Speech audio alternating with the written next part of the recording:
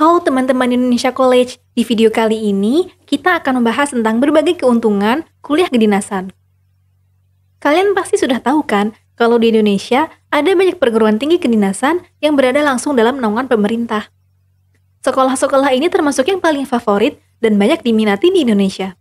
Kuliah kedinasan menjadi incaran bagi banyak orang, bahkan ada yang rela untuk daftar lagi di tahun depan jika tahun sebelumnya belum diterima. Kuliah kedinasan sendiri bisa dilakukan di perguruan tinggi yang dikelola oleh lembaga pemerintah terkait. Beberapa contohnya yaitu PKN STAN, IPDN, STIN, dan Polstatstis. Pemerintah melalui masing-masing kementerian atau lembaga menyelenggarakan sekolah kedinasan dengan maksud memberi kesempatan bagi warga negara Indonesia untuk mengabdi pada tanah air. Di sisi lain, lulusannya memang disiapkan sebagai tenaga kerja ahli sesuai kebutuhan pemerintah. Meskipun daya tampungnya hanya sedikit, jika dibandingkan dengan peminatnya, banyak orang tetap berjuang sungguh-sungguh agar bisa masuk ke perguruan tinggi kedinasan yang mereka incar. Hal ini tentu bukan tanpa alasan. Sekolah kedinasan memang memiliki banyak keuntungan. Lalu, memangnya apa aja sih keuntungan kuliah kedinasan? Keuntungan pertama yang bisa kamu dapatkan yaitu biaya akademik yang murah, bahkan gratis. Sebagai lembaga pendidikan yang diselenggarakan oleh negara, para perguruan tinggi kedinasan tidak membebankan biaya apapun kepada peserta didik, alias gratis. Mungkin ada beberapa perguruan tinggi kedinasan yang memungut biaya di awal, seperti untuk pendaftaran dan seragam. Gratisnya biaya pendidikan tentu menjadi keuntungan.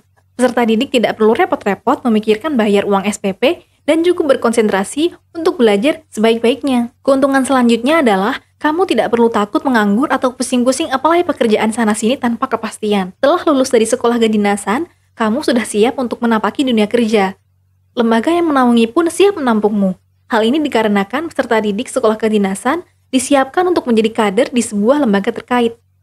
Sehingga ketika kuliah pun, kurikulumnya sudah disesuaikan agar lulusannya siap kerja. Jika sekolah yang kamu minati tidak memiliki ikatan dinas, kamu tetap bisa survive di dunia kerja karena ilmu yang diajarkan pasti applicable. Keuntungan dari sekolah kedinasan berikutnya yaitu kamu bakal memiliki relasi yang luas. Karena memang peminatnya banyak, sudah pasti kamu bakal memiliki teman dari daerah atau bahkan pulau lain di Indonesia. Bukan itu saja, setelah kamu lulus, biasanya penempatan pertama bukan dari daerah asalmu. Jadi kamu juga bisa kerja di daerah lain dan membangun relasi di daerah tersebut.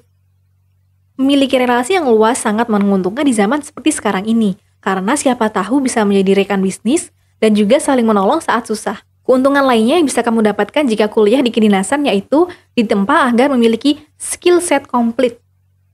Jika perguruan tinggi negeri atau perguruan tinggi swasta hanya berfokus pada kompetensi akademik, sekolah kedinasan berbeda. Selain akademis, fisikmu juga akan ditempa dengan pendidikan semi-militer.